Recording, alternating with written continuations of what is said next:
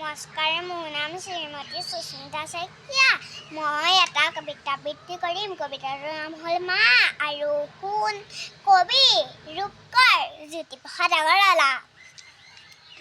মা সোণৰ সাধু কথা আৰু মোক নকবি, মা দুপোৰ সাধু কথা আৰু মোক নকবি, মা হিয়া মুকুতাৰ সাধু কথা আৰু মোক নকবি, মা মাটিৰ সাধু কথা ক কোলাতেই বহুৱাই ল, মা বোলে সোণাৰু সোণ হীৰা আৰু মুকুতাৰ মণি, যি সাধু কওঁ তোক সেই সাধু ক ধূলিৰ মাটিৰ পেটতেই সেইবোৰ উপজেন মাটিৰেই সপোনত, হীৰামণি ভকৰত সোণ মুকুতা দেখিলে, মাটিয়ে নিজকে আপুনি সলাই সোণ ফিদা হৈ আহিল ওলাই, জিকমিক পোহৰেৰে মানুহ ভুলাই।